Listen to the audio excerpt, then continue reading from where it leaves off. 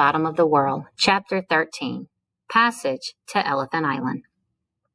The ocean that had chased them back and made them flee for the shelter of the ice pack is the worst ocean on the globe. The weather systems, with winds of up to 200 miles per hour that howl up from Antarctica, are one reason it is so treacherous. The other reason is geography. Unlike the other continents, Antarctica is completely surrounded by ocean, and there is no significant land to obstruct the rushing waves. Ocean rollers can travel 12,000 miles around the globe at the 60th parallel and never bump into anything. The spinning of the earth causes these mighty waves to spiral endlessly to the east, building momentum as they go. They squeeze through Drake's Passage, the gap between the tip of South America and the end of the Antarctic Peninsula, a distance of only 620 miles. This bottleneck compacts the waves and gives them even more force. They can reach 100 feet in height from the bottom of the trough to the crest, and the distance from one wave to the next can measure a mile. They are huge walls of water bearing down on everything in their path at speeds of up to 50 miles an hour. When Sir Francis Drake first navigated through this perilous strait in 1578, it took him 16 days and cost him 4 of his ships. In addition to these waves, known as Cape Horn rollers, the Southern Ocean carries strange currents that often run against the prevailing winds, causing a broken, turbulent surface and stirring up storms, forcing the waves to mount even higher. Giant rogue waves can overtake and reinforce each other and often come in groups of 3.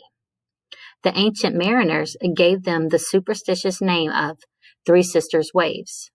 The tiny outcroppings of rocks and lonesome islets in the extreme south are littered with the wreckage of dead ships.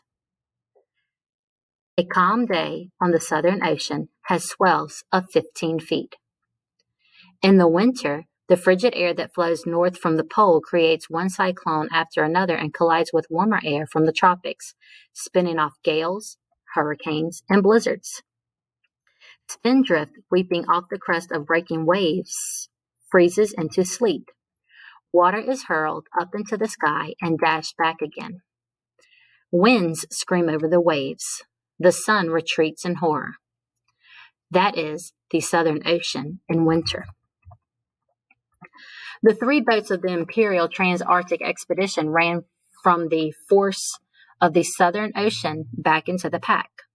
After scouting around, the men landed the boats on a remnant of a tabular iceberg, a large, flat, blue ice cube that rose about 20 feet from the surface of the water. At the lowest point, the berg was only 5 feet above the surface. The crew chucked the stores and equipment up, climbed up onto the ice, and hauled the boats after them. Everything in the boats had been soaked with flying spray and breaking waves, but they pitched their camp and crawled into their damp sleeping bags, nursing their blistered and frostbitten hands. They hadn't slept in 36 hours. As they slept, the gale increased, battering other floes against their berg and chirping away at its edges. When they awoke on April 11th, their hearts sank. They were caught like rats in a trap. From one horizon to the other, the loose pack had closed in around their camp. Massive 30-foot ocean rollers from the northwest spooled through the pack, lifting the ice and letting it fall again at half-mile intervals. It was a magnificent and beautiful a sight as I have ever seen, Worsley said later.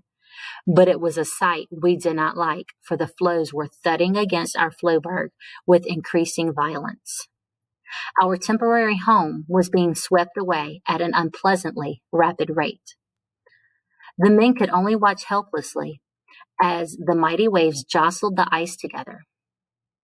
Launching the boats now would be suicidal, but chances were they were about to be pitched into the water at any moment. Huge chunks of ice were breaking away from their berg all the time. Shackleton, Wild, and Worsley kept a lookout from the highest point of their berg, a 20-foot tall knoll. All morning, they scanned the ocean around them, searching for open water as their floe was whittled down to the size of a tennis court. One lead after another passed them by too far away to reach. But then, 2 hours after noon, a good open lead reached them, just as their berg began rolling to the side. "Launch the boats," Shackleton called out. "Chuck in the stores any old way." Within minutes, they were underway again, dodging their way through the sea of ice. For 2 hours, they made steady progress at the oars, and then Shackleton judged the way clear enough to hoist sail. Immediately, the James Caird sprang ahead with the Dudley Docker, nipping along in its wake, but the Stankham Wills fell farther and farther astern. Shackleton and the Caird grew increasingly anxious as the third boat fell behind. Finally, he drew up in the lee of a large berg and shouted to Worsley to back and help the other boat. Worsley brought the Docker around and beat back into the wind to take the wheels in tow. Night was falling quickly, but no one wanted to risk another close call like the one they had had that morning. They sailed into the shelter of a large floe and moored to it. Green climbed up onto the ice and got the stove going to boil up some milk, while several men in the boats mooed like impatient calves. Soon, they all held steaming mugs of hot milk, and Green and the blubber stove were brought back on board. But no sooner had they warmed themselves with the milk than the wind shifted and brought dangerous chunks of ice crowding and bumping up against their floe. The men poled the chunks away with their oars as well as they could, but the danger of being holed by ice was too great. With tow ropes joining the three boats together, they cast off and rowed wearily from one floe to another throughout the night, trying to find some shelter. As the temperature sank below zero, the men took turns at the oars to keep warm. Rain turned to snow showers. It was a long night. When the morning came, a northwest breeze brought warmer air, raising the temperature almost up to the freezing point. But with rain and sleet falling, the men were still covered in ice. At noon, the sky was clear enough for Worsley to take a sight. Braced against the mast of the Docker, he aligned his sextant with the horizon and shot the sun. The crew waited anxiously as he worked his calculations. He checked his figures, frowning, and checked them again. He looked up, crestfallen. "What have we made, Skipper?" Shackleton called from the James Caird as he brought the boat alongside the Docker and jumped aboard. Worsley spoke low, so only the boss could hear. 30 miles astern, sir." A current had driven them backward in spite of all their efforts. They were farther from their destination than when they had launched the boats at Patience Camp. Shackleton decided not to tell the men how bad it was. "We haven't done as well as we expected," he told the crew. With dark looks at Worsley, as though they held the navigator responsible, the men brought the boats into the wind again and continued sailing. What else could they do? That night again, they tried to take shelter in the boats in the lee of a large ice floe, but within hours of mooring themselves, the wind changed direction and began battering them against their shelter. The boats cracked loudly against the ice, grating and scraping on the edge of the floe. Shouting over the wind, the men fought their way off and into the open water again, with a heavy, wet snow, where a heavy, wet snow began falling on them. Around them, the sea was stiffening as it froze, and the men could hear the snow crackle as it fell onto the waves. The new sea ice hissed and creaked as it rose on the swell. For the rest of the night, the men sat in the boats, their clothes freezing on them, huddling together for warmth. It was too cold for sleep. When the light dawned in the morning, they were like a company of ghosts, their faces drained and pale with strain, their beards and hair white with snow and salt spray. Shackleton ordered the sails raised and led the way through the loose pack and pancake ice again. Late in the morning, they passed a stretch of ice where thousands of fish had been killed by a cold current. Now fulmars and petrels swooped down and bore them away. The frigid wind from the pole increased steadily, driving them northward until, Almost without warning, they burst free from the pack and into the open ocean again. Huge ocean rollers swept toward them, and the three boats began clawing up waves whose faces were a quarter of a mile long. The gale-force wind tore the crust from the rollers, covering the men and boats with a layer of ice. Before them was the Southern Ocean, and they were making for an island only 20 miles long and 100 miles away. The men prayed that Worsley's calculations were right. They were looking for a needle in a haystack. Beyond Elephant Island lay the 600 miles of Drake's Passage, with no landfall before South America. Waves broke over the bows of the boats, washing over the exhausted men. Now they had a new agony, a gagging, unbearable thirst. They had left the pack so suddenly that they had no time to take ice on board for melting into water. Constantly drenched in salt water, the men began to dehydrate. Even without drinking, they had to urinate frequently because of the water absorbed through the skin. They were also tormented by diarrhea from the uncooked meat they had been forced to eat. The only way to relieve themselves was by hanging over the side of the boat as ice seas surged up against them. Shackleton suggested that all hands eat as much as they could in compensation, but few of them could manage to choke down uncooked seal meat or dry sugar cubes, and some were too seasick even to try. Of the three boats, the Stancomb Wills was the worst fix. It was the smallest and the least seaworthy. Hudson, who had the tiller, was on the point of breaking. Shackleton and Worsley were terrified that Wills would be lost in the night if they didn't tether it to their boats.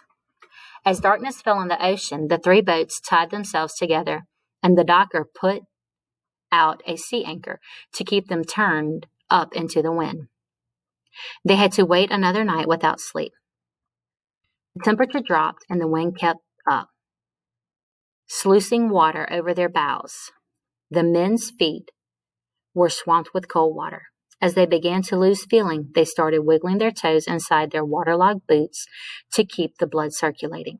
With every movement the men made, ice crackled off their clothing. Some of the men began to cry in their despair.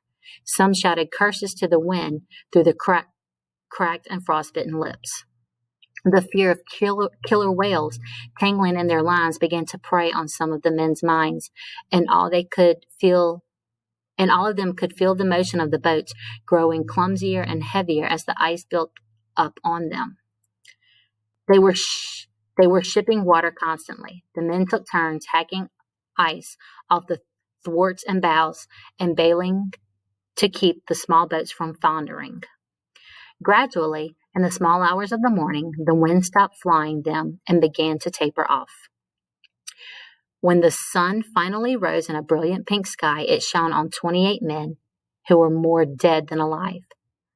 Saltwater boils on their faces were breaking open and dripping across the dead white rings of frostbite. Their eyes were sunken and red, and they had the wild look of men driven to the end of their ropes by pain and exposure. But dead ahead, not more than 30 miles away, rose the snow-covered basalt peaks of Elephant Island. Some of the men laughed, nearly hysterical. In a cracked voice, the boss ordered the sea anchor brought in. By the impossibly beautiful light of the sunrise, he looked like an old man. Worsley noted it with shock. Somehow, Shackleton had always seemed invincible. But even the boss had been beaten hard by the terrible night. With luck, however, they would be on land by the next nightfall. A steady breeze filled their sails, but to the men, it didn't drive them fast enough. They shoved their oars into the water again, and, with land in sight, found strength they didn't know they had. Some of them chewed raw seal meat to swallow the blood and ease their parched throats. Most of them had not slept in more than 3 days, but they could see the end of their ordeal over the breaking waves. The James Caird still towed the clumsy wheels for safety, and the docker dragged itself forward in the lead. Blackbarrow had lost all feeling in his feet. There was almost nothing anyone could do for him, but McElroy massaged the young man's feet, trying to restore the circulation. Greenstreet and Macklin also took off their boots and found their feet frostbitten, but they rubbed their toes until they felt the searing pain of blood flowing through their veins. Steadily throughout the day, the three boats drew nearer and nearer to Elephant Island. By 2 in the afternoon, they were less than 10 miles away. But at 3 o'clock, they hadn't gotten any closer. They were in the grip of a current that held them off of the island. To make matters worse, the wind shifted around and began holding them off as well. The sails were lowered hastily, and the men redoubled their efforts at the oars. It was too cruel to believe, but they could not get closer to the island. As darkness began to fall at 5:30, the wind shifted once again and quickly blew up into the gale, tearing the tops off the waves. Worsley shouted to Shackleton that the best hope now lay in separating. He was having trouble keeping the nimble Dudley Docker back with the other two boats. Reluctantly, Shackleton agreed, although he refused to release the tether that kept the wheels with the caird. He was sure that if he let the smaller boat go, it would never be seen again. The wind ripped clouds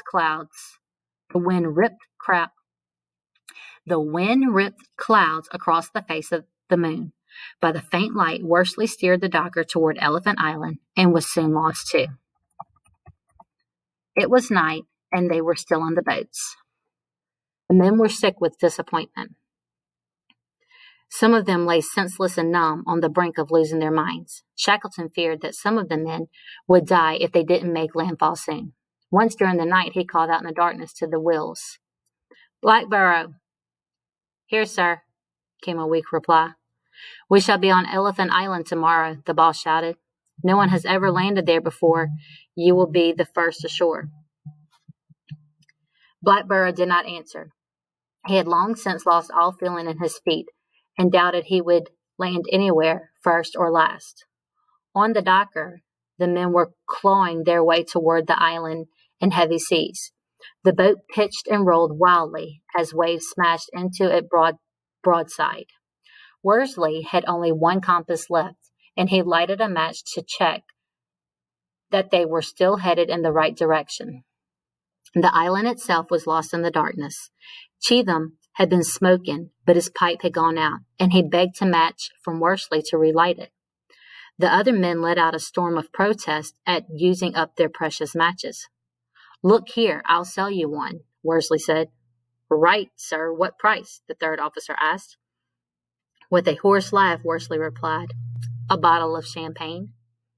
"Done, sir. As soon as I get back to Hull and open my little pub, the champagne's yours." They sat through the rest of the night, bailing, rowing, and cursing. Worsley, who had been at the tiller for more than 50 hours, finally pitched forward in a dead faint. Greenstreet took the tiller and prayed he would stay on the right course. When the morning dawned, foggy and squally, they were right up under the island's towering black cliffs, and a violent squall tore down the side of a mountain, slamming into the boat. "Wake, Worsley!" Greenstreet cried. The men tried to rouse the skipper, calling and shaking him, but he seemed to be dead. McLeod gave Worsley a couple of hard kicks to the head. Instantly, Worsley sat up and croaked, "Keep her away, 4 points." Waves thundered against the rocks, throwing spray into the air and falling back with a hiss. Worsley steered the boat westward, searching for a landing site. Dominican gulls sailed up the black peaks, disappearing into the fog. By 9:30, the crew of the Docker still hadn't found a beach, and there was no sight of the other two boats. "Poor blighters," Greenstreet whispered. "Sure the caird and the wheels were lost at sea. They're gone." Then they rounded a spit, and ahead of them were the other boats, standing off in the surf where a reef sent breakers crashing up into the air. A narrow tongue of land made a landing beach as the base of the cliffs. The feeble shouts of the men on the Docker were lost in the pounding of the waves. Shackleton awaited for an opening in the surf and then gave a shout for the men to pull with their last strength through the reef. Shingle scraped beneath the bow as the boat ground up onto the shore. "Jump ashore, Blackborough," Shackleton urged, determined to give his youngest crewman the honor of first landing. Blackborough didn't move. Impatient, Shackleton reached out and dragged the boy up by his arms and hoisted him over the side. Blackborough fell to his hands and knees, and a breaking wave toppled over him. "Get up," Shackleton ordered. "I can't, sir," the boy replied. In a flood of shame, Shackleton remembered that Blackborough's feet were frozen. He motioned Howe and Bakewell over the side to help the young man onto the shore. One by one, the boat surged up onto the rocky beach, and the crew stumbled through the water on solid ground for the first time in 16 months. Wild stepped out of the cairn beside Shackleton, as easy and unconcerned as if he had stepped out of his car for a stroll in the park, the boss later recalled. But most of the men were not as calm as Wild. Many of them began weeping and laughing at the same time, falling to their hands and knees to pick up black pebbles and let them trickle through their hands. They had landed.